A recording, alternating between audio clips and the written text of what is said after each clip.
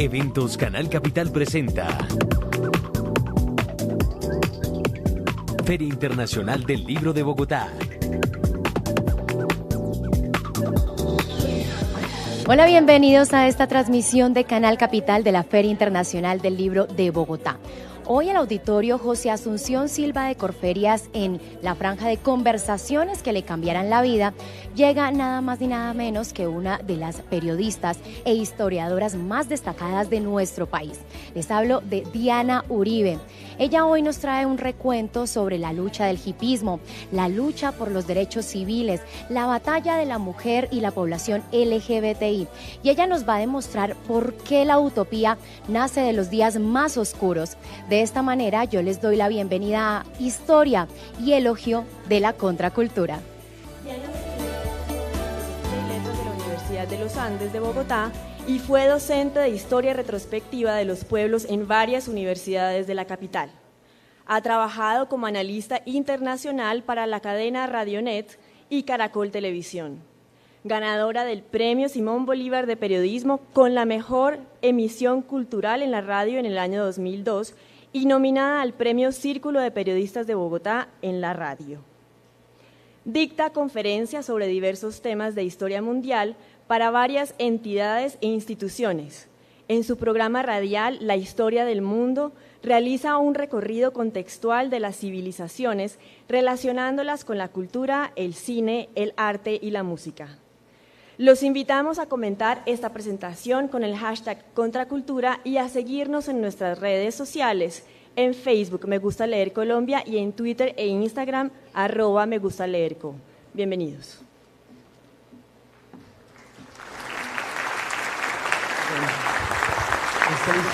Bueno, buenas tardes.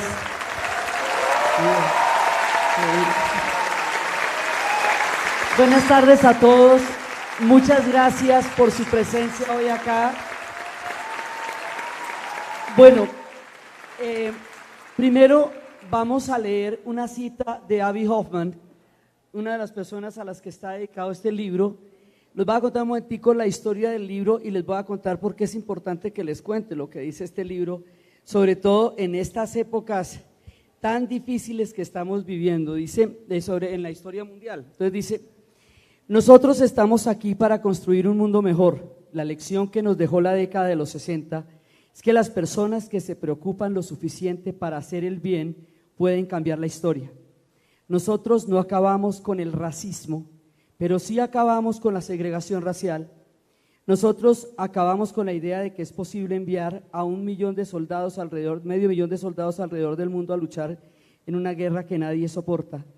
Nosotros acabamos con la idea de que las mujeres son ciudadanas de segunda clase. Nosotros hicimos del medio ambiente un asunto que no puede ser ignorado. Las grandes batallas que ganamos no pueden ser reversadas. Éramos jóvenes soberbios, temerarios, hipócritas, valientes, tontos, obstinados, y estábamos medio muertos de miedo. Y teníamos razón, y no me arrepiento de nada. Abby Hoffman es el que dice esto.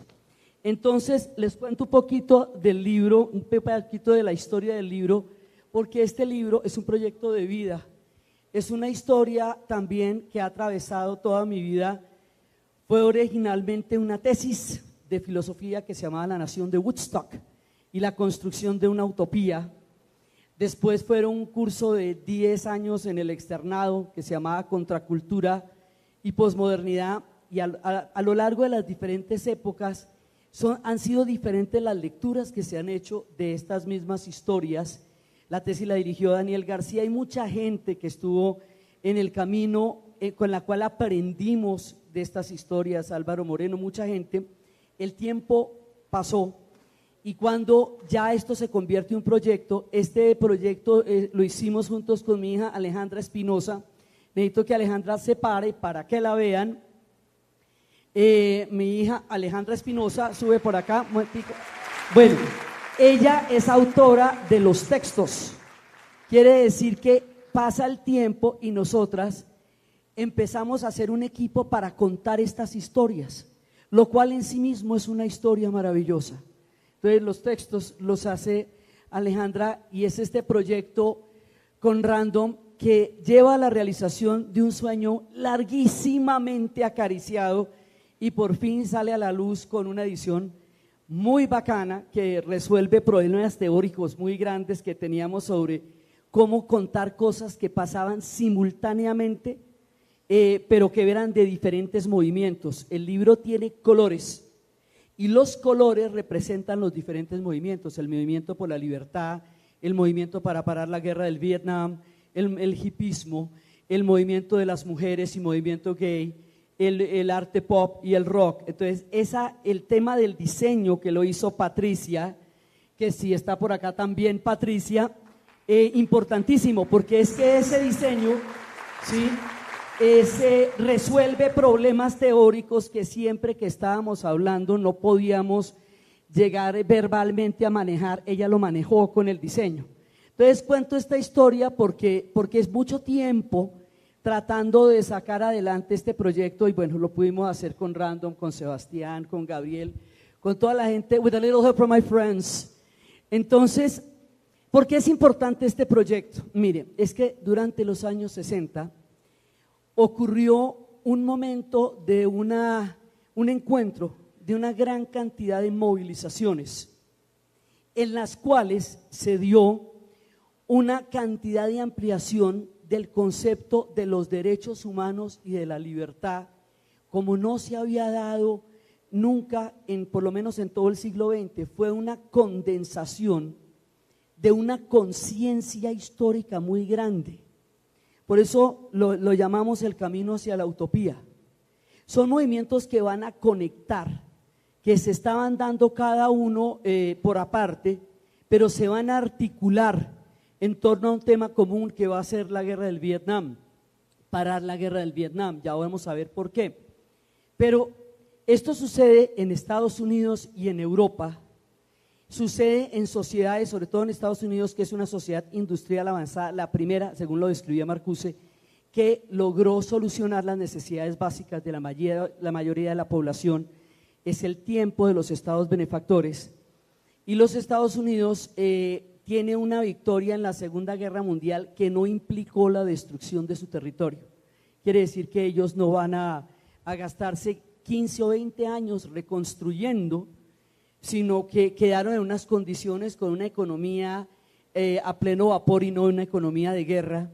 Eso les dio una ventaja histórica muy grande. Entonces, cuando ellos tienen esa ventaja histórica y emprenden un proceso de industrialización muy acelerado, se vuelven en una sociedad que era como más o menos el ideal, el modo de vida americano. Y resulta que en el momento en que ellos alcanzarían como la plenitud de lo que sería una realización histórica del proyecto de Occidente, hay una serie de problemas que dicen que eso no es tan así. El problema, digamos, y las movilizaciones empiezan por el movimiento por los derechos civiles. El movimiento por los derechos civiles lo englobamos dentro del movimiento por la libertad, porque ahí hay varios matices, hay varios momentos. Está el movimiento por los derechos civiles, está el Black Power, están las panteras negras, hay diferentes formas de conciencia de la comunidad afro acerca de su situación en los Estados Unidos. Es que la Constitución americana tiene un comienzo que dice que hay un principio autoevidente en sí mismo que dice que todo hombre nace igual ante la ley. Y eso es muy complicado porque tiene que ser cierto. Entonces, porque si usted tiene la consigna de los mongoles, primero las torres de cráneos y luego las de ladrillos, y va y mata a todo el mundo, pues a lo bien, ¿no es que eso fue que dijo? Sí, pero si usted dice que todo el mundo es igual ante la ley, pues usted está en una obligación histórica de cumplir eso. Y resulta que la paradoja es que en el mismo tiempo en que eso sucede, en que se hace la Constitución, la primera que reconoce la igualdad ante la ley, se deja de lado que la mitad del país estaba bajo la condición de esclavitud y se hace, o sea, la misma Constitución en donde se declara la igualdad ante la ley hace caso omiso del hecho de que una gran cantidad de población esté en condición de esclavitud venida de África forzada. Y ese tema no lo tocan porque si lo tocaran no lograban articular una sola nación, porque toda la parte del sur era la que se beneficiaba de la esclavitud. Entonces, esto se va volviendo una cosa cada vez más complicada y después viene cuando la guerra de secesión y se abole la esclavitud, las condiciones en el sur de los Estados Unidos para las comunidades negras van a ser brutales. Ellos tienen una línea que se llama la línea Manson-Dixon, que separa los estados del norte de los estados del sur. En los estados del sur se cumplía una segregación que llegó a formar parte de un paquete de leyes que se conoció como el Jim Crow System, que separaba todo, las bancas para los parques, las tomas de agua, los colegios, las calles.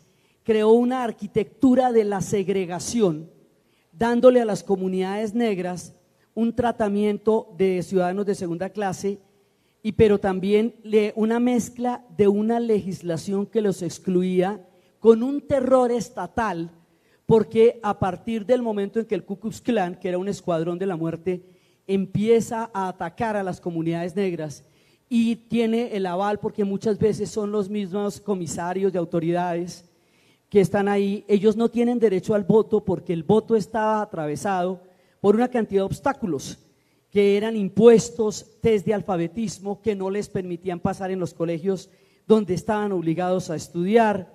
Entonces los confinan a una situación de injusticia intolerable en todos los sentidos, y cuando intentan hacer una sociedad viable después de la reconstrucción, terminada la guerra de secesión, a punta de terror los van diezmando de la construcción de una sociedad equivalente para mantenerlos en la pobreza y en la marginalidad, y a través de las leyes y a través del terror de los escuadrones de la muerte que era el Ku Klux Klan. Pues el Ku Klux Klan tiene una cantidad, es porque ahora con la llegada de Trump volvió a activarse. Entonces, esto dicho en tiempos de Trump es de dar alaridos. Ahora les explico por qué, porque se revierte un montón de cosas y toca volver a salir a las calles y toca volver a gritar esto mismo que les voy a contar hoy. Entonces, resulta que en el sur de los Estados Unidos la situación es verdaderamente intolerable y van pasando una gran cantidad de cosas, ¿sí? Cada vez más terribles, los linchamientos, los ahorcamientos, se vuelven una cosa avalada socialmente. No hay una ley que penalice el linchamiento todavía en 1960 en los Estados Unidos. Entonces usted no puede compatibilizar una sociedad que pregona el discurso de la libertad de una manera tan pues ideológicamente amplia, pero a la vez tiene una situación de injusticia tan flagrante. Entonces, por lo flagrante de esta injusticia, el movimiento por los derechos civiles va a ser la punta de lanza que va a empezar algo que se va a volver un gran movimiento que va a cuestionar las bases mismas de la sociedad en Estados Unidos. En Europa va a tener otros matices y a todo ese movimiento lo vamos a llamar contracultura. Entonces, la primera parte son las comunidades negras, porque la cosa era tan grave que un muchacho del norte que estaba de vacaciones en el sur, que se llama Emmett Till, silbó a una mujer casada, pues él no era que era casada, que salía de una tienda. Por eso 2 días después lo buscaron y lo mataron, lo destruyeron, lo destrozaron y lo metieron en una motadora de algodón. Y la mamá, como la mamá era del norte, fue por él y lo enterraron con el ataúd abierto para que mostraran el horror que le habían hecho. Y entonces esa se llama la generación de Emmett Till, porque dice: cualquier pelado en los Estados Unidos que sea negro está en peligro inminente, porque lo pueden matar por cualquier cosa. Más adelante, los chicos que tenían la edad de Emmett Till, que en ese momento tenía 14 años, serán los que se van a movilizar en los movimientos por los derechos civiles. Entonces, y la cosa es dramática, porque todavía los matan por las calles por ser negros y andar con una capucha, o sea, es muy grave todavía. Entonces, aquí empiezan a ver cómo van a tratar de buscar una manera. Además, porque a diferencia de todos los demás migraciones que llegaron a los Estados Unidos, que llegaron en busca de la libertad, las comunidades negras eran libres en África. Ellos fueron secuestrados, asesinados, llevados a ser vendidos y subastados a una sociedad que no los iba a aceptar. Por eso Malcolm X diría más adelante: nosotros no llegamos aquí en La Pinta y La Niña y la Santa María, Nosotros llegamos desangrados en cadenas para ser subastados. Y como los vendieron por separado y como separaron las familias y como las nanas amamantaron los niños de una sola plantación, muchas veces ellos potencialmente pueden ser hermanos. Entonces por eso se dicen los unos a los otros brother o sister, porque eso biológicamente puede hacer así. Aquí en Colombia lo llaman mi sangre, que quiere decir exactamente lo mismo. Entonces resulta que esta gente se va a movilizar porque no tiene otra alternativa, la vida no se puede en estas condiciones.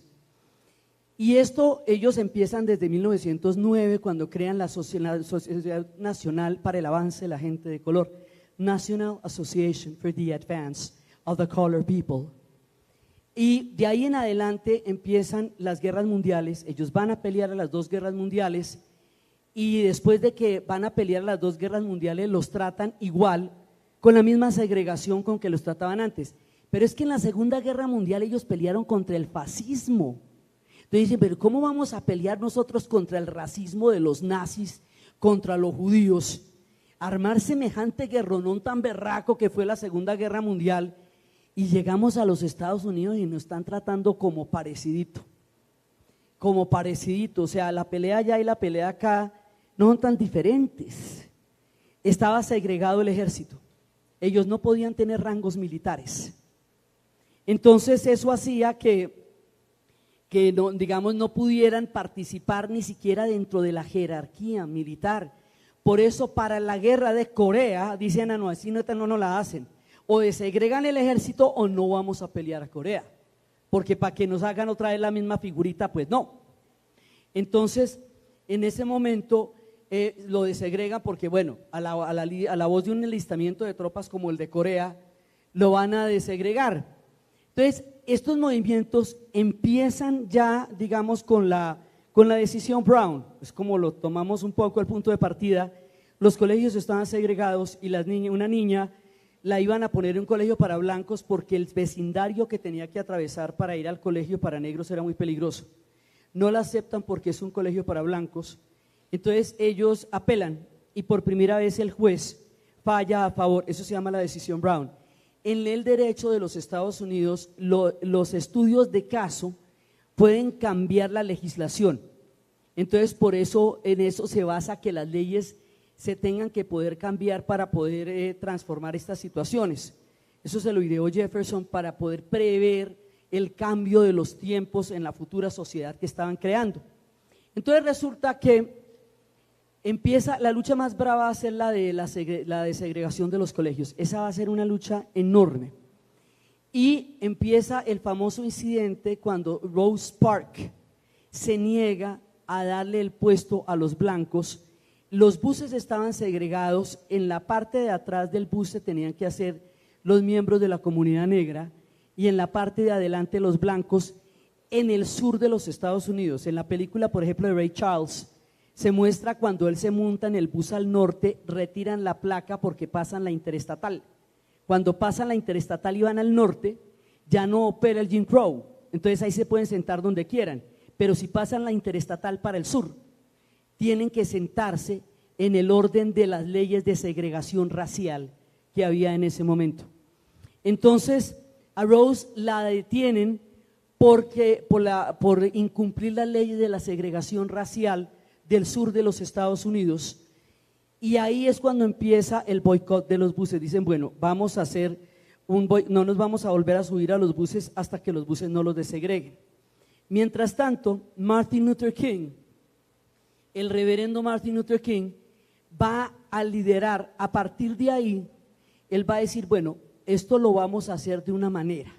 Él va a tomar los textos de Thoreau, los ensayos sobre la desobediencia civil, Essays on Civil Disobedience, en donde Thoreau se opuso a la guerra de los Estados Unidos contra México, porque decía que era injusto que Estados Unidos le quitara el 67.7% del territorio en el Tratado de la Baja California simplemente porque disponía de la fuerza para hacerlo. Entonces, al negarse a pagar los impuestos para no sostener una guerra con la que no está de acuerdo, lo meten en la cárcel.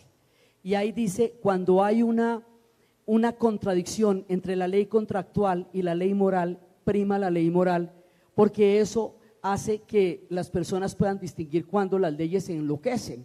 Entonces, una persona no puede obedecer una ley que vaya contra su dignidad como persona, ni contra la dignidad del otro, porque es personalmente responsable de lo que obedece.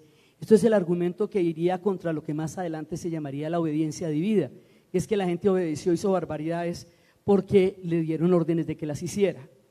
Entonces, con la teoría de Thoreau, con la práctica del Mahatma Gandhi, con la fuerza de la no violencia, con la idea de que los fines y los medios no son separables, que no se pueden tener grandes ideales y ruines métodos, porque los métodos terminan corrompiendo el fin más puro, y con la idea de que el fin de la no violencia no es derrotar al enemigo, es avergonzarlo, es ponerlo de frente, de manifiesto ante su propia injusticia.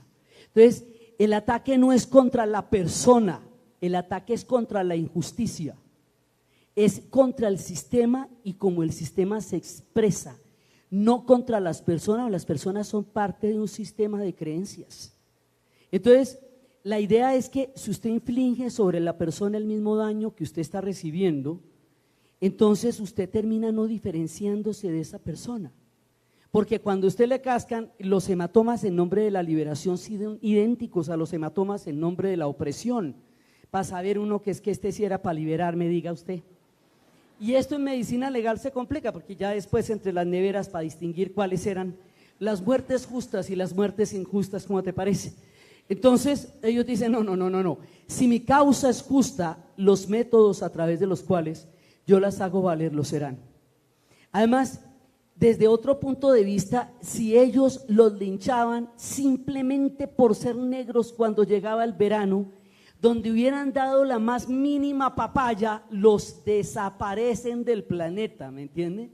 O sea, ellos estaban en una situación de terror histórico que fue en el que tuvieron que vivir millones de seres humanos, de hombres y mujeres y niños, por una causa que no dependía de ellos, que fue la de ser llevados como esclavos. El haber entrado de esa manera a la sociedad de Estados Unidos va a ser muy duro para ellos. Entonces, el movimiento por los derechos civiles, ¿qué es lo que va a generar? Una pauta moral. Es un movimiento pacifista y es un movimiento que compromete los métodos con las acciones, con los fines. Entonces, de aquí en adelante, los movimientos de los años 60 van a ser pacifistas. Y lo que va a hacer Martin Luther King es elevar una voz ante el mundo de la injusticia que se está cometiendo contra las comunidades negras en los Estados Unidos. Entonces se sentaban, por ejemplo, en Greensboro, en una cafetería para blancos a pedir que los atendieran, que les dieran una dona y un café. Entonces pasaban las horas y no los atienden hasta que los sacan a patadas. Esos 8 los sacan a patadas y otros 8 se sientan y otros 8 se sientan y otros 8 se sientan día y noche en la cafetería. Entonces lo que se ve es unos miembros de la comunidad negra siendo sacados a patadas de una cafetería donde estaban pagando por una dona y por un café. El fin de la no violencia no es derrotar al enemigo, es avergonzarlo, es ponerlo de manifiesto frente a su propia injusticia. Entonces empieza a ver la misma sociedad que no conocía los alcances del racismo, empieza a ver qué era lo que estaba pasando en realidad, contra qué se estaban levantando, contra un sistema que era un apartheid, pero antecitos, porque el apartheid es del de 48 y el Jim Crow arranca desde 1896. Entonces, esto es, digamos, el antecedente y funcionó mucho tiempo antes del apartheid en Sudáfrica, pero era así. Entonces, esta lucha va comprometiendo a toda la comunidad poco a poco. Ahí tiene una parte que son los estudiantes del Comité Coordinador contra la No Violencia, por la No Violencia, SNCC, que son los que van a hacer las organizaciones de base, ir a enseñarle a la gente por qué es importante votar, en qué consisten las votaciones y empezar por el derecho al voto. Porque si usted no puede votar, no puede ser jurado, si no puede ser jurado, no puede elegir, no puede, entonces no quedaron por fuera del sistema judicial. Entonces no había manera de que los absolvieran ante ningún caso, porque sencillamente no tenían derecho al voto. Entonces lo primero es el derecho al voto. Por eso es la película contando la historia sobre Selma. Cuando iban a Selma a registrarse para poder votar, ¿sí? Porque eso estaba mediado por un test de alfabetismo y estaba mediado por un impuesto que hacía que en la práctica no pudieran votar ni decidir. Hay un momento en que la cosa se va a poner muy peligrosa, en que Martin Luther King va a pedir la ayuda de todos los clérigos de los Estados Unidos y van a llegar de todas partes, popes ortodoxos, judíos, rabinos, de todos a ayudarle, y van a llegar miembros de los chicos del norte que se van de voluntarios en el sur, en las marchas, ¿sí? Entonces hay un momento importantísimo donde gente del norte de los Estados Unidos dice, esto es una injusticia frente a la cual no me puedo quedar callado, y se van a marchar con ellos, ¿sí? Que es toda esa parte de Selma en adelante, cuando dicen, esto tiene que involucrar mucha más gente, porque a nosotros solo nos matan y no pasa nada, esto tiene que involucrar muchísima más gente. Entonces, cuando ya esto empieza a tener un carácter impresionante, la desegregación de los colegios, para poder, los 8 de Little Rock, Arkansas, custodiados por la Guardia Nacional, James Meredith, 1 hora en una clase en la Universidad de Mississippi y 10 horas de disturbios por la presencia de un miembro de la comunidad negra en un aula universitaria en Mississippi.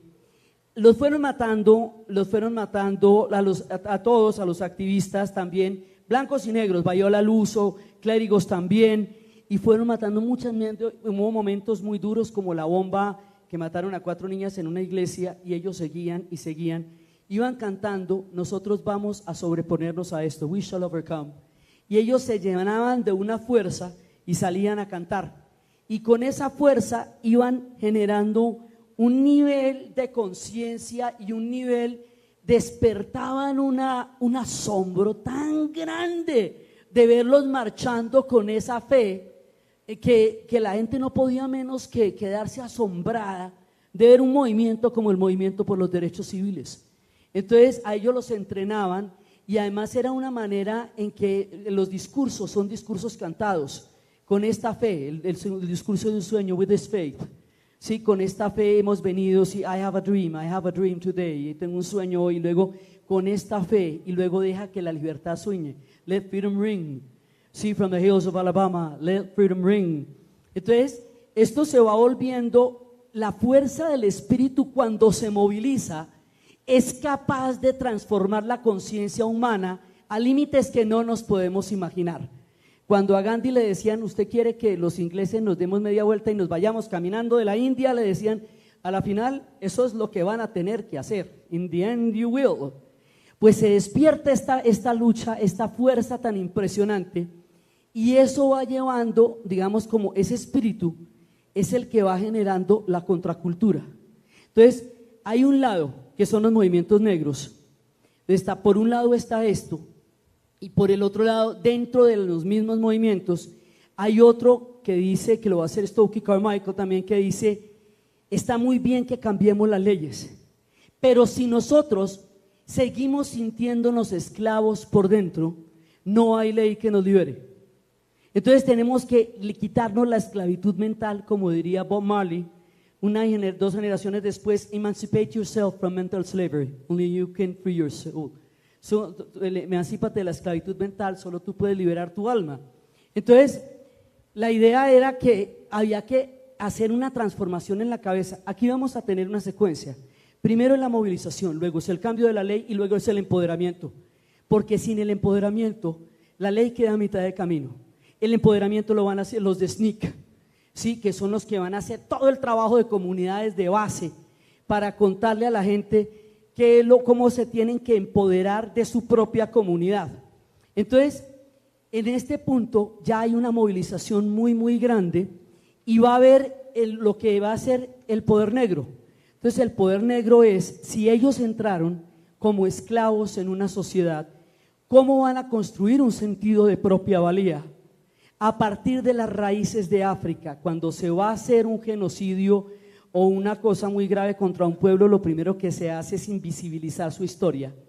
Entonces recuperar toda la historia y recuperar la historia de los grandes reinos de África y empezar a llevar la africanidad con orgullo y el afro como una distinción de la raza negra y empezar a crear un empoderamiento que tendría un símbolo que sería el puño negro, Black Power, ¿sí? Entonces, a partir de ahí, esto es un movimiento cultural, es un movimiento político, es un movimiento musical, tiene una banda sonora que se llama el soul, sí, que es la música del alma, y va empezando a crear un nivel de conciencia en la comunidad negra de su sentido de la propia valía. Esto es muy importante porque los pueblos, para transformar su historia, se la tienen que creer, porque si no la creen, no la pueden cambiar. Y el Black Power lo que hace es creérsela de verdad. Entonces empiezan ellos, y hay un momento en el Black Power cuando le dicen a los blancos que marcharon con ellos: muchas gracias, gracias por su ayuda, pero lo que tenemos que hacer de aquí para adelante lo tenemos que hacer los negros. Entonces ustedes no nos pueden ayudar en esta otra fase del movimiento, les agradecemos mucho lo que hicieron hasta ahora. Entonces esos blancos que marcharon con ellos en el sur ya son activistas entrenados. Esos blancos serán los líderes del movimiento para parar la guerra del Vietnam. Salen de ahí, de las filas de las movilizaciones. Entonces resulta que en las comunidades negras, pues esto va para los deportes. Son los atletas que en los Olímpicos de México ponen el símbolo del Black Power cuando ganan las medallas de oro y de plata en atletismo. Esto es, y también está dedicado el libro a él, con todo el respeto del mundo, Muhammad Ali. Muhammad Ali es un boxeador que va a encarnar el orgullo del poder negro. Y él se subía al escenario diciendo que él era el papito y el divino, no solo por megalómano, sino para crear un referente positivo en su raza. Y cuando lo mandan a pelear a Vietnam, él dice que no va a pelear a Vietnam porque esa es una guerra donde los negros mandan a los blancos a matar a amarillos para quedarse con la tierra que le robaron a los rojos. Es decir, los negros dicen nosotros, a los blancos, o sea, ustedes nos mandan a matar a amarillos, o sea, vietnamitas, para quedarse con la tierra que le robaron a los rojos. Y resulta que no hay un solo pedazo de América, ni uno solito, que no se ha robado de los pueblos indios. No hay nada que originalmente no les haya pertenecido. Y eso sigue siendo así en Standing Rock. Entonces, resulta que en ese momento a él le quitan el título mundial, lo mandan a la cárcel, él sale de la cárcel, recupera el título mundial y se vuelve un símbolo de orgullo y va a tener un discurso muy fuerte. Él se iba con la medalla de oro a que lo atendieran en las cafeterías y decía: yo me gané esta medalla de oro por su país y no me puede servir usted un cafecito porque yo soy negro, pero es que esta medalla yo me la gané por los negros y por los blancos. Es una medalla de oro de los pesos pesados de boxeo del mundo. Y él va a hacer la famosa pelea en Congo, en África. Bueno, esto mire, uno va a Ghana y en Ghana hay fotos de Muhammad Ali. En los monumentos de Kwame Nkrumah, del panafricanismo, uno ve las fotos de Muhammad Ali en Ghana. O sea, en África hay un referente importantísimo de Muhammad Ali. Entonces, esto se va volviendo un movimiento cada vez más grande por ese lado. Allá va a haber un concierto que se llama Woodstock, donde están todos los grandes músicos y dicen: yo soy alguien, aunque no tenga empleo, yo soy alguien. Yo soy alguien, aunque no sepa leer, yo soy alguien. Yo soy alguien, aunque no tenga altos ingresos, yo soy alguien. Yo soy negro y yo soy orgulloso. I am somebody. I may not know how to read, but I am somebody. I may not have a job, but I am somebody. I am black, I'm proud. Y luego empezaron a cantar: say it loud, I'm black and I'm proud. Grítelo duro. Yo soy blanco, no soy negro y soy orgulloso. Y es para construir un sentido de propia valía que es absolutamente fundamental para que un pueblo pueda transformar sus condiciones. Aún las condiciones más objetivas requieren de un cambio en el coco para que se puedan transformar. Un cambio en las condiciones subjetivas también. Entonces, está por este lado y después van a ser las Panteras Negras que a pesar de lo escamosísimas que son, lo que querían era un proyecto pedagógico, que se enseñara la historia negra en los colegios. Y aparecería una figura como Malcolm X, que como ellos tenían los nombres, a ellos les quitaron los nombres de su familia, les quitaron todo, su religión, su cultura. Lo único que no los pudieron quitar fue la música, porque eso no es quitable. Entonces la música es para ellos la forma de resistencia.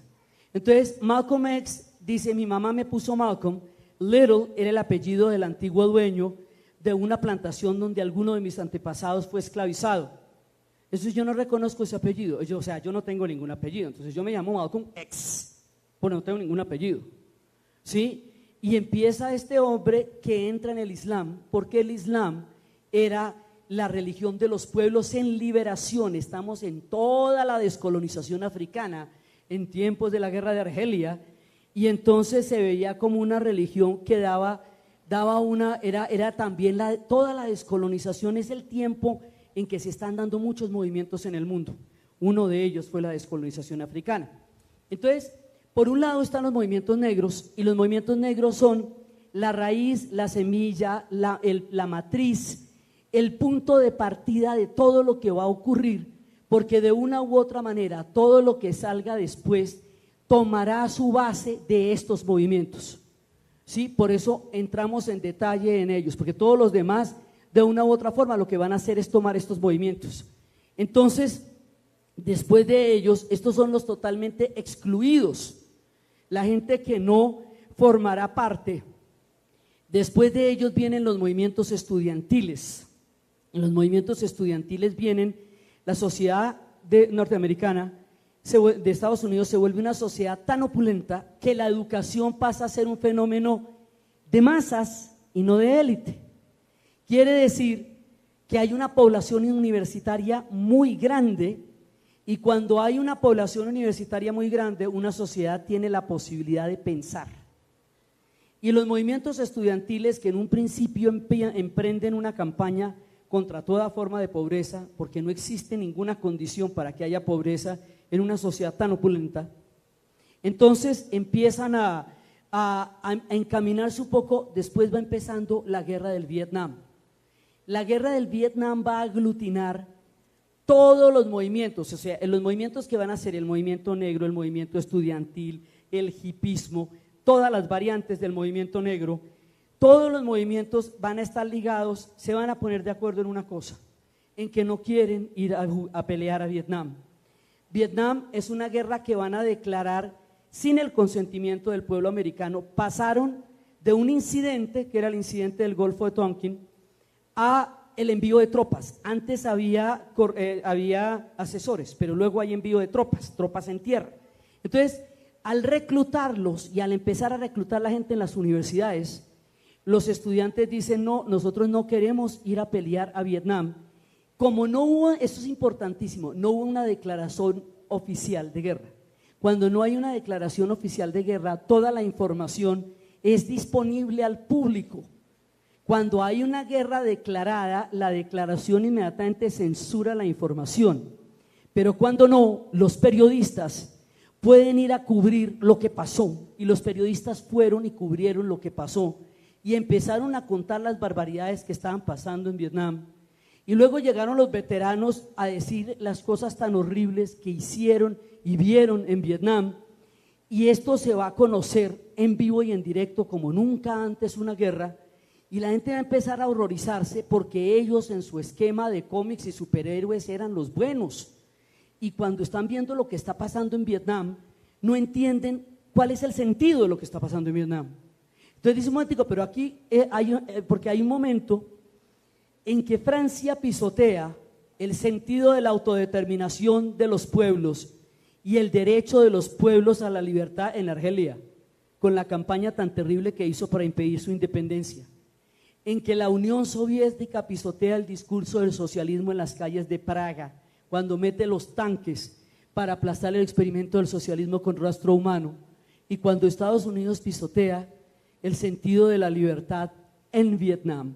O sea que los mismos generadores de los grandes discursos de Occidente los pisotean en sus prácticas como naciones.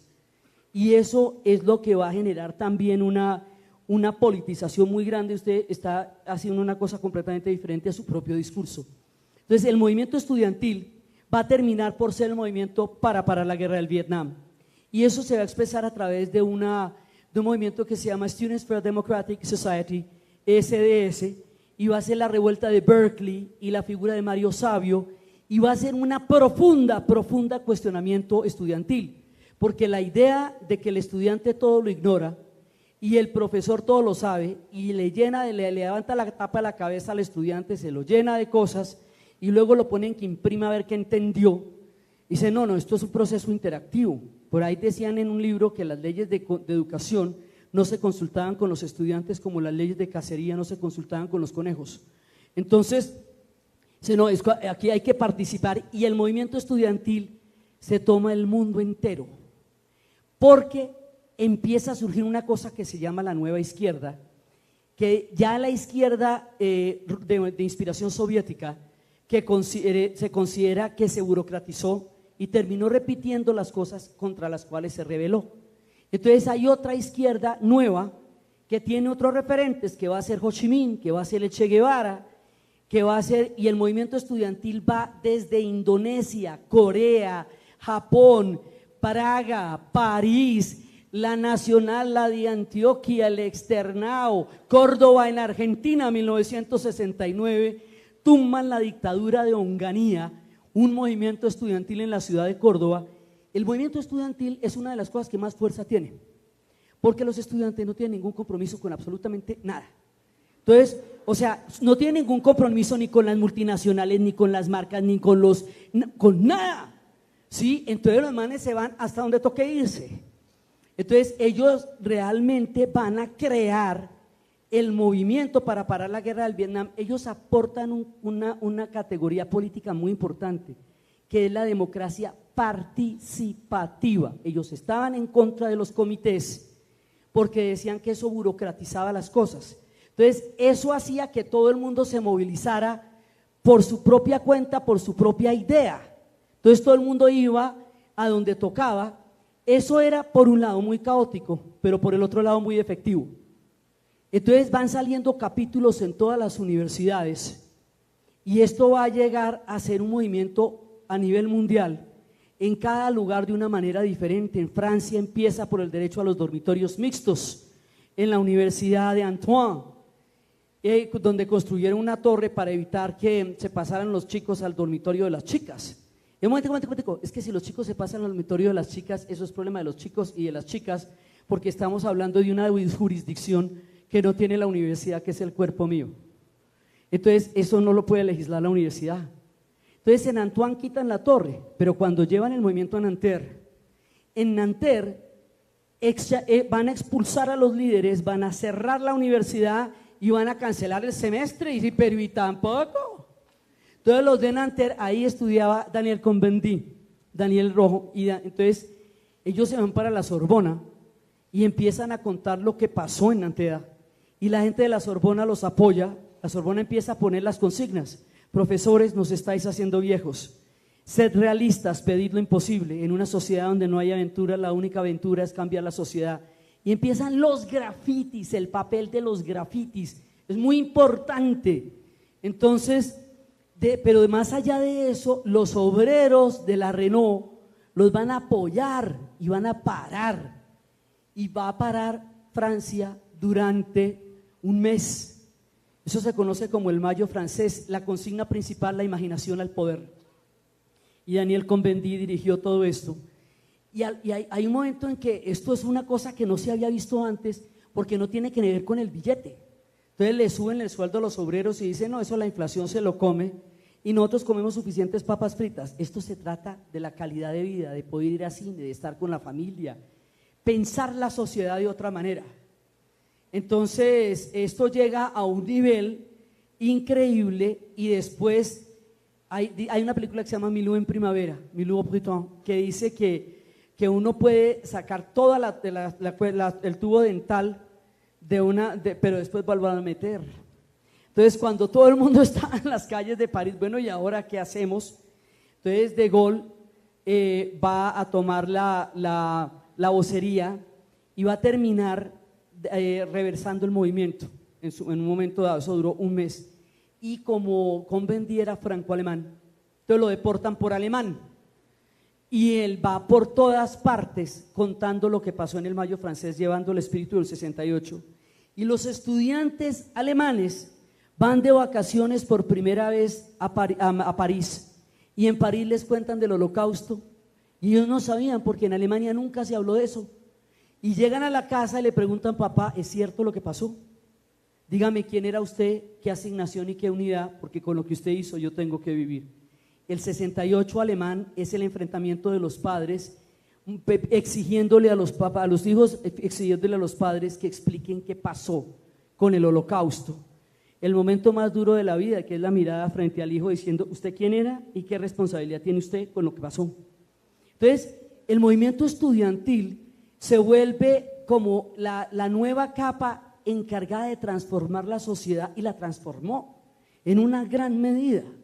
El movimiento estudiantil es el que va en la columna vertebral del movimiento antiguerra, y todos los días se paraban frente a la Casa Blanca y le gritaban a Lyndon B. Johnson: hey, hey, hey, LBJ, how many kids did you kill today? Hey, hey, hey, Lyndon B. Johnson, ¿cuántos niños mataste hoy? Y aparecían las imágenes de los niños muertos en Vietnam. Entonces, él dice que eso le jodió la cabeza, que no se pudo presentar a reelección, porque la voz de los estudiantes todas las noches frente a la Casa Blanca realmente le hizo mucho, mucho, mucho daño. Entonces, los estudiantes son otro gran movimiento. Yo les estoy contando apenas a partes, pedacitos, porque primero, para que eso está el libro tiene los textos y 10 horas de audio, ¿sí? Con música, con toda la música, pero lo que les quiero contar es el hilo de las ideas, por qué esto es importante. Entonces, ese es el movimiento para parar la guerra del Vietnam. Es un movimiento politizado, es el movimiento de la nueva izquierda, y por el otro lado hay una protesta que va a resultar bastante difícil de comprender en su momento, porque nadie entiende de dónde vienen ellos, y va a ser el hipismo. Tienen un antecedente, que son los poetas de la generación Beat, que son los primeros que cuestionan el modo de vida americano como un modo de vida que en el fondo no tiene una proposición verdaderamente valorativa. Ellos lo consideran vacío, lo consideran solamente de consumo. Ellos todavía no tienen la propuesta, pero sí tienen la crítica. Tienen un vacío que dice, terminaba la Segunda Guerra Mundial, ellos dicen: acabamos de pasar una barbarie muy grande como para toda esta euforia, y ellos sospechan, los beats sospechan, los hippies crean. Entonces, los hippies, que son los beneficiarios de vida americana, del modo de vida americano, los que se tomaron la sopa, los de los bubble gummers, los niños bonitos de los suburbios, todo, o sea, la crema innata de la sociedad americana, aquellos para los cuales se hizo el sueño americano, se van a rebelar contra el sueño americano. Dice: pero estos manes, ¿de qué? ¿Cómo así? ¿De qué se quejan? Se quejan de llenos. Entonces ellos dicen: no, pero hay un problema aquí. El problema es la deuda que es muy complicada. Resulta que usted, como padre y madre, me dan todo, pero cuando yo sea grande, todo lo que me dan, la tosferina, la triple viral, todo, la compota, todo me lo van a cobrar, todo, me van a hacer pagar hasta la última vacuna. ¿Cómo me lo van a cobrar? Siendo lo que ustedes quieren que yo sea, siendo una proyección de sus aspiraciones. Usted será lo que yo nunca fui, o usted continuará la carrera de los médicos de la familia. O sea, el hijo se vuelve la proyección de lo que el papá quiere hacer con la vida del papá. Entonces el pelado le dice: mire, hasta donde sabemos hay una vida por pellejo, esta es la mía. Usted tuvo la suya, ¿le gustó, no le gustó, le pareció chévere, no le pareció chévere? Yo no puedo entrar a calificar eso, pero usted no me puede mandar a mí con una vida ya prefabricada para que yo la haga como usted quiere que yo la haga, porque usted no tiene ese derecho. Primero, yo no mandé nacer, yo no firmé esa deuda y usted me la está cobrando. Si usted, ¿qué es lo que quiere que yo sea? Alguien que lo haga sentir orgulloso frente a sus amigos. ¿sí? Entonces decirle, ay, el hijo de fulanita es una lumbarera, ole, es una lumbarera, viera cómo es de pelo a ese muchacho. Todo lo que le cuesta a ese muchacho de comentario a la mamá, que lo está haciendo sobre la vida de un otro que no es ella, sino el hijo de ella, ¿sí? Entonces ahí se crea una brecha generacional profunda, porque esta gente dice, empiezan a cuestionar un montón de cosas, el consumo por el consumo mismo. Y si hay un momento en que yo me lo compro todo, me lo tomo todo, me lo meto todo, me lo unto todo, ¿qué? O sea, si ya tengo la rubia y el Ferrari y el whisky, ajá, bueno, y cuéntame, ¿qué más? O sea, es que no puede ser que todo el show de la evolución se justifique para llegar a una barata de temporada, a unas rebajas, porque si fuera así, sería patético. Aquí hay una pregunta existencial por el sentido de las cosas, una búsqueda mística que los va a llevar a la India, que los va a llevar a recuperar bases cristianas, que los va a llevar a entender el espíritu de las comunidades de los nativos americanos, de los indios americanos, que los va a llevar a buscar una gran cantidad de raíces espirituales, porque el consumo no puede responder todo eso. Entonces, aquí hay una búsqueda, esto empieza a cuestionar todo, esto empieza a cuestionar la contaminación del medio ambiente, porque entre las basuras de una industrialización tan acelerada como la que ellos tuvieron y la espiritualidad de la India, se dan cuenta que ellos no son el show de la evolución, sino que hay un cosmos mucho más grande que tú, y tú eres una brisna en el cosmos y desaparecerás y el cosmos continuará. Entonces esta búsqueda y esa mezcla entre el enorme espectro del hinduismo junto con las basuras que ellos tienen, van a empezar a preguntarse cómo, o sea, nosotros no somos los dueños del planeta, y van a mirar hacia las comunidades indígenas que les van a decir, nosotros lo sabemos, la gran carta del jefe indio Seattle. Entonces van a empezar a mirar ahí, y ahí surge el pensamiento ecológico.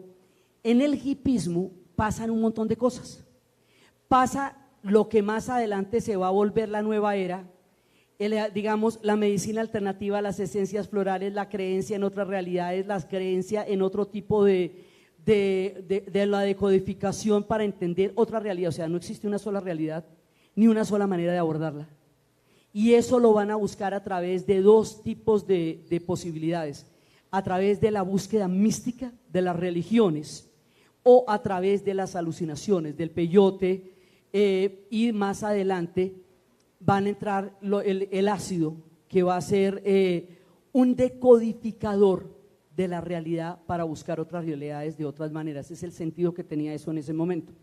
Bueno, los hippies, resulta que los hippies están buscando un cambio de conciencia, están buscando una conciencia cósmica y universal. Y resulta que esa conciencia cósmica y universal no es rentable para el capitalismo, porque ellos no están consumiendo. Aquí se necesita un ciclo de consumo y producción permanente para que la maquinaria ande. Marcuse decía, la publicidad se crea como orden, se procesa como opción y se le vende a la gente como libertad. Y la gente cree que es libre porque tiene marcas que escoger. Entonces empiezan a decir, bueno, y si a mí no me interesan las marcas, y si yo no me voy a poner todo eso, ¿qué me tiene usted que ofrecer como sociedad si yo no estoy en ese engranaje? Entonces, si ellos se ponen a hablar del medio ambiente, ahí hay problemas con las fábricas que derivan su ingreso de la contaminación del medio ambiente. Si ellos no quieren consumir, quebrarían un montón de fábricas que es a través del consumo que sobreviven. Si ellos no creen en que el sistema tiene que mandarle lo que tienen que pensar, entonces están pensando por cuenta propia. La crítica del hipismo va a ser tan seria, tan radical, que en un momento dado ellos van a tener que irse de la casa. Vamos a cumplir en junio los 50 años del verano del amor, ocurrió en 1967.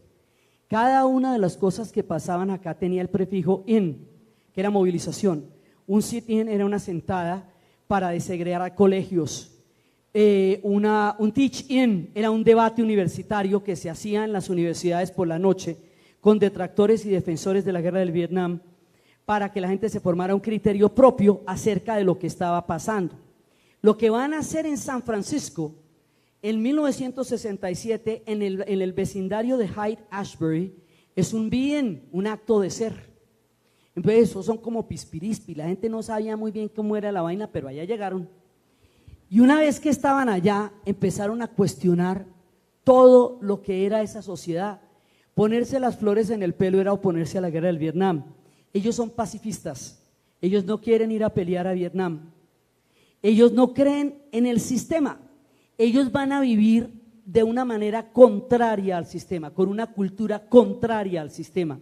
Por eso, en el sentido estricto de la palabra, ellos son la contracultura, porque son una cultura contraria a la cultura del sistema. Lo que ellos llamaban el sistema era todo este engranaje económico, ideológico, político y social en el cual estaba inscrita la gente. Entonces, eso tiene que poderse hacer de otra manera. Pero el hipismo, por un lado, después de un año en Haight-Ashbury, cuando declaran, ya después van a declarar ilegal el ácido y los van a asolar mucho. Entonces ellos tienen que irse de ahí, pero ellos no pueden regresar a sus casas, porque la ruptura fue total. Entonces van a crear comunas. Y esas comunas van a ser después los caminos por donde las personas que no van a ir a pelear a Vietnam, los que van a ir a Canadá para huir del reclutamiento, van a encontrarse hasta llegar a Canadá. Entonces, el hipismo, que es la más seria de todas las críticas y probablemente donde emanan las ideas que más han transformado la cultura, va a ser desprestigiado de tal manera que hoy, para decirle a una persona que no tiene seriedad nada de lo que hace, se le dice que es un hippie. Esa es una manera, o sea, a esta gente le tocó una mala prensa, en serio, una campaña de desprestigio de tales proporciones que se volvió una palabra despectiva para quitarle toda credibilidad a un ser humano acerca de cualquier proyecto que emprende. Se le dice que es un hippie y ya no hay que ni siquiera molestarse en empezar a pensar si lo que está diciendo es en serio o no.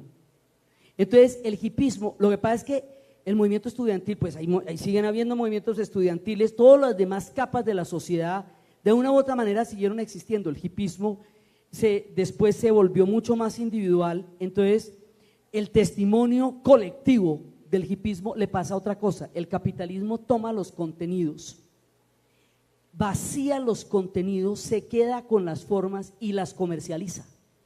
Entonces el hipismo se vuelve las flores en el pelo y se vuelve las faldas de caracol, pero el cuestionamiento a la guerra del Vietnam, al consumo, a la doble moral, queda de lado.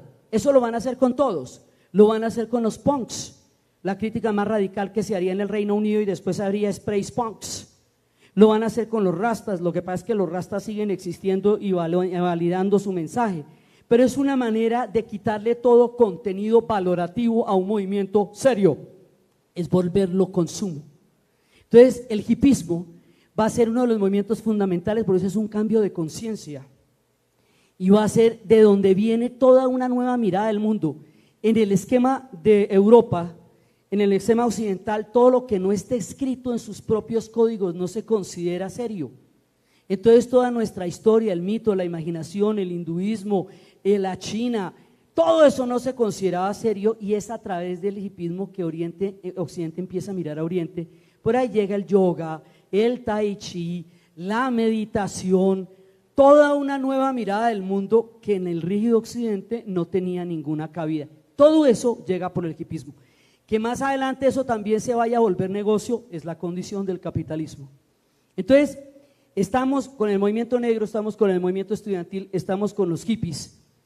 Y también aquí hay más movimientos, porque después de toda la movilización para parar la guerra del Vietnam, después de todo lo que vivieron en las manifestaciones del movimiento negro, después de todos los costos del hipismo que fueron muy altos, porque la confrontación con los padres fue muy grande, a todas estas, como una ampliación del concepto de la libertad, llega un momento en que las mujeres dicen: oiga, a mí me han cascado lo mismo que a los tipos, a mí también me han metido en las radiopatrullas del pelo, a mí también me han dado muy duro, pero yo en las decisiones de los movimientos no tengo palabras, sino que alcanzo los tintos y leo el teléfono, yo contesto el teléfono.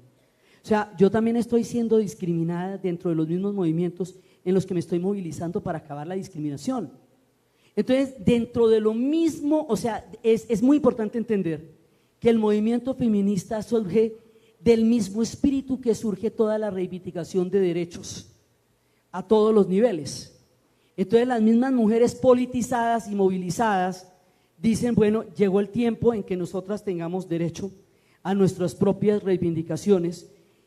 Eso es muy complicado porque hay que crear colectivos de conciencias, los colectivos de Chicago, y por eso las mujeres fueron las primerísimas en salir a la calle el día de la posesión de Trump, porque detrás de eso están los colectivos de mujeres y todas las movilizaciones que se dieron en ese momento.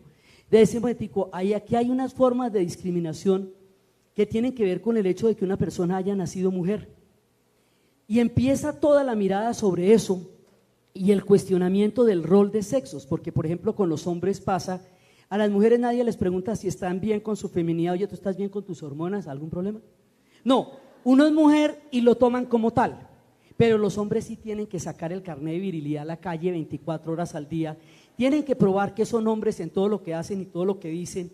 Si se llega a pinchar una llanta y ellos no saben pincharla, despincharla, están muertos, porque su rol se ve en total cuestionamiento. Les toca saber siempre qué hacer.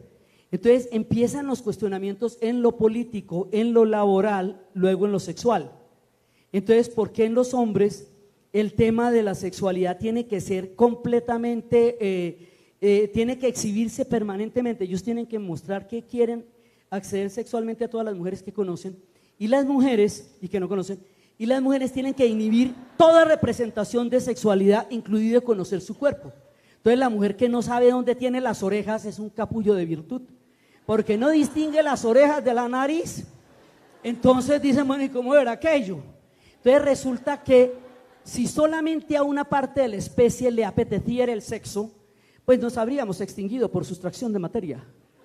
Entonces no, eso tiene que ser de ambos lados, pero lo que está es mal planteado. Entonces empiezan a preguntarse todas estas cosas, pero para que entremos en todos estos debates tiene que haber una condición objetiva sin la cual no hay debate. La píldora anticonceptiva, la planificación, porque una mujer con 8 hijos no alcanza a tener este debate, si uno de ellos tiene gripa, pues menos. Entonces, porque pues ¿a qué horas? ¿A qué horas? Entonces ahí empieza el tema del cuerpo de la mujer. Si una mujer puede decidir sobre su ciclo de fertilidad, si quiere tener hijos, si no los quiere tener, cuándo los quiere tener, con quién los quiere tener, a qué edad los quiere tener. Eso ya hay una serie de decisiones que no se podían tener antes porque los hijos estaban reglamentados por la iglesia, por la universidad, por el gobierno, por la estirpe, por la raza, por todo. Pues mañana es el programa de Enrique VIII, el problema tan berraco de poder tener un muchachito, mató 6 mujeres por eso, ¿sí? 4 de las 6. Entonces, si la mujer decide eso, le ha quitado un espacio de poder a una cultura que la tenía sometida a una ley patriarcal. Entonces empieza a ver qué es la cultura patriarcal, porque pasan estas cosas. Entonces ahí toca formular cosas que antes no se habían entendido, pero ese movimiento en 10 años transformó cosas que en la situación de la mujer no se habían podido transformar en 2000. En 2000 años la situación de la mujer no había cambiado, y en 10 años la transformaron, o si no, ni estarían ustedes aquí, ni estaría yo aquí, ni habríamos escrito el libro con Alejandra, ni habríamos hecho ninguna de estas cosas, porque estaríamos por allá cocinando un montón de cosas. No porque, entonces decía, no es porque eso sea malo en sí mismo, sino porque sea un rol impuesto. Si yo papá o yo mamá estoy de acuerdo con su modelo de vida y lo adopto, por mi propia decisión lo valido. Lo que no valido es que me lo imponga. Entonces es el derecho a decirlo. ¿Y usted qué quiere? Yo no sé, pero déjemelo, me lo pregunto. Entonces empiezan a hacer todas estas cosas y los colectivos de mujeres empiezan a seguir el ciclo de los movimientos negros. Cambiar las leyes, conciencia, cambio de ley y empoderamiento.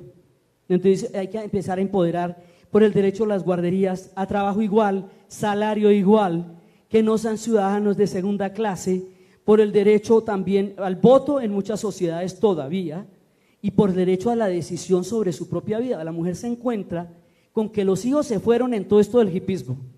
El papá, para sacar la plusvalía que necesita para una producción de esas, lo devuelven a las 5 de la tarde hecho un guiñapo, como en Los Simpsons le sale aquí, la baba con la cerveza Dove. Y ella, todo lo que la rodea se conecta. Las mujeres sí tomaron el mando de la sociedad en la Segunda Guerra Mundial, cuando los hombres se fueron al frente. Cuando se devolvieron a ella, las encerraron y las metieron llenas de electrodomésticos en lo que Betty Freeman llamaba un campo de concentración confortable. Y decían, aquí todo se conecta, yo no puedo relacionarme con nadie que sea un ser humano vivo. Y las niñas del Mayo francés, las mujeres del 68, las mujeres que se movilizaban por la imaginación al poder, necesitaban un hombre acudiente para poder reclamar un giro para estudiar su propia carrera, porque ellas no tenían derecho a sacar sus propios giros, ni poder sobre las herencias.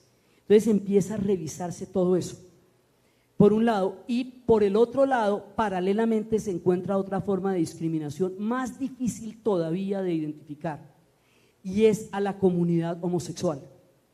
Entonces dije, bueno, esto sí es más terrible todavía porque a esos directamente los mataban, la castración química, los psiquiátricos, se consideraba una enfermedad.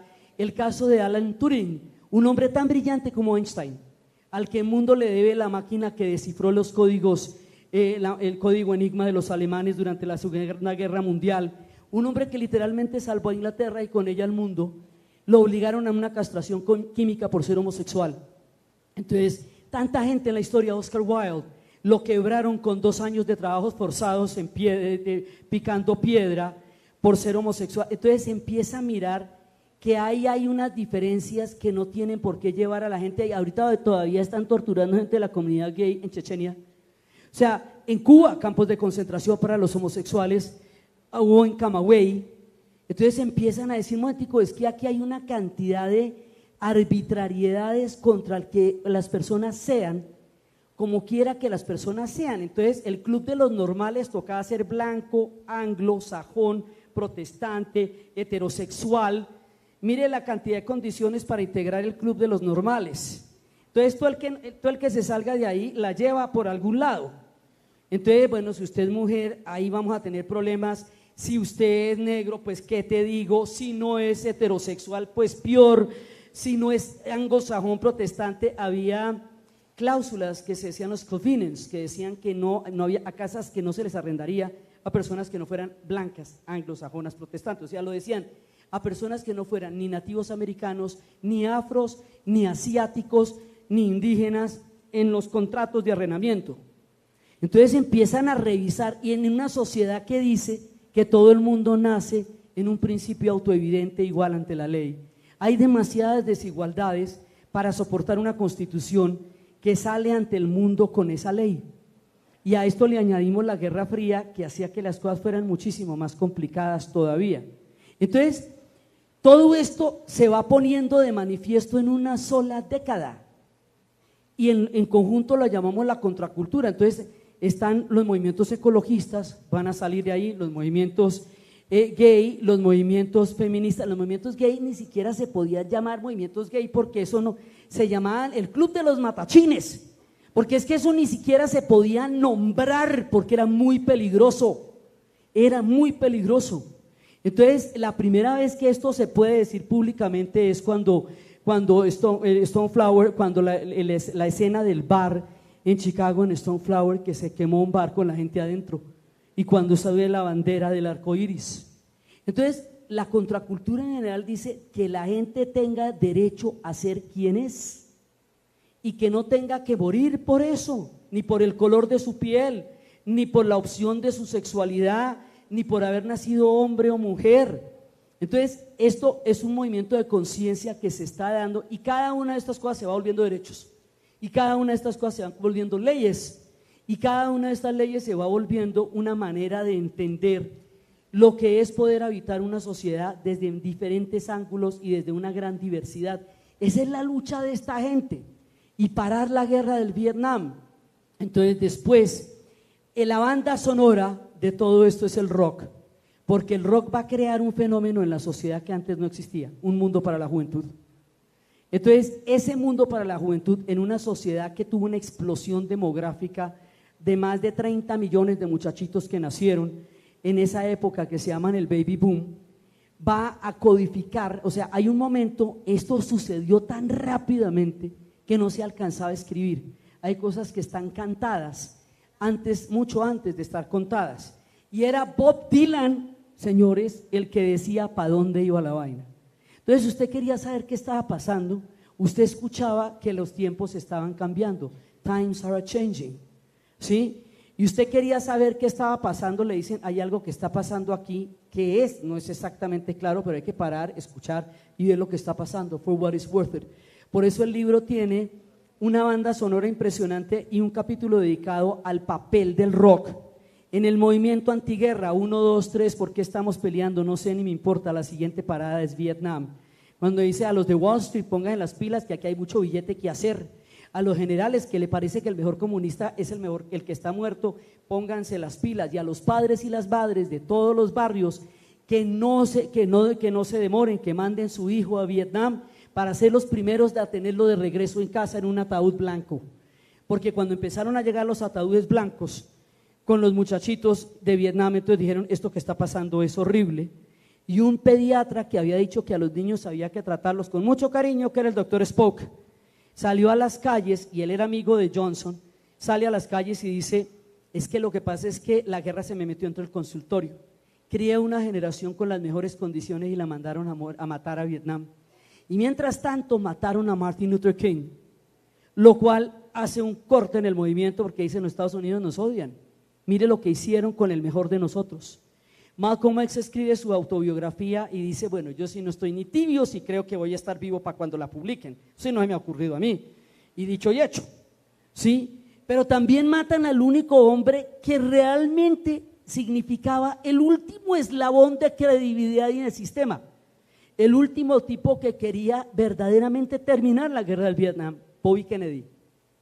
El asesinato de Bobby Kennedy es gravísimo, porque él llevaba la bandera de los derechos civiles a nivel de la transformación de leyes y porque él sí iba a acabar la guerra del Vietnam. O sea, él era el que había escuchado todo el movimiento y él era el que iba a hacer una transformación y lo matan. Entonces dicen, el sistema está matando a los reformadores. Las movilizaciones no pueden parar hasta que no pare la guerra, porque ellos por su propia dinámica no se están dando cuenta de lo que está pasando. Por eso va a haber un movimiento hippie, que es una mezcla entre la contracultura y la nueva izquierda, que es el jefe de eso es Abbie Hoffman, y ellos van a hacer actos simbólicos de provocación, como por ejemplo exorcizar el Pentágono para sacarle los malos espíritus e invocar a los dioses, a Odín y a Thor. Y todo, ese día hubo una gresca y detuvieron a más de 700 personas. Dice Abbie Hoffman que por ese motivo no quedó claro, pero que levitó. Entonces, este tipo va a tomar todas las luchas simbólicas y todas las condiciones políticas y va a hacer de esto una nueva manera. Entonces, todo esto va pasando en una sola década. Y aquí se montaron un montón de derechos. Y esta es la historia de dónde salen todos esos derechos, de dónde salen cada uno de esos debates. ¿Por qué se dieron? ¿Quiénes lo hicieron? ¿Cómo se movilizaron? ¿Y por qué es importante salir otra vez a la calle? Con la llegada de Trump y los primeros 100 días del gobierno empiezan a realizarse un montón de derechos de estos al desconocer el tema climático, al seguir con la agenda de guerras. Entonces, estas cosas que se pelearon en los 60 se vuelven terriblemente actuales porque eran derechos ya adquiridos. Los derechos no son como las lámparas que están colgados ahí. Hay que volverlos a pelear. Una vez inventados, porque siempre se pueden volver a amenazar, como pasó en las guerras mundiales y durante el fascismo.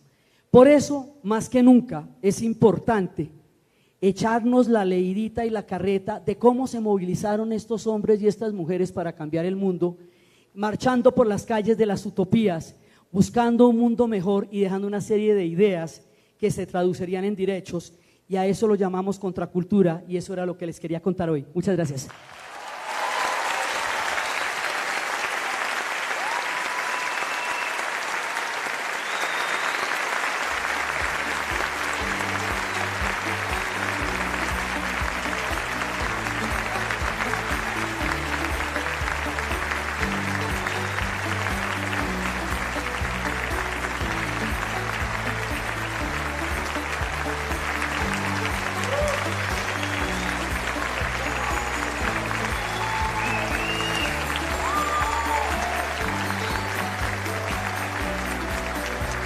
Maravillosa Diana Uribe, esta periodista e historiadora colombiana que llega a esta franja de conversaciones que le cambiarán la vida de la Feria Internacional del Libro de Bogotá. Además llegó con un nuevo libro, La Contracultura, que por supuesto ustedes la pueden conseguir acá en la Filbo 2017. Gracias por estar con nosotros. Hasta pronto.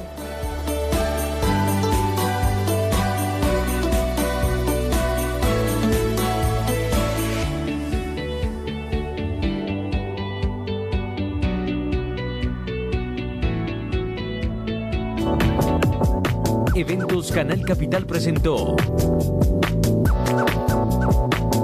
Feria Internacional del Libro de Bogotá.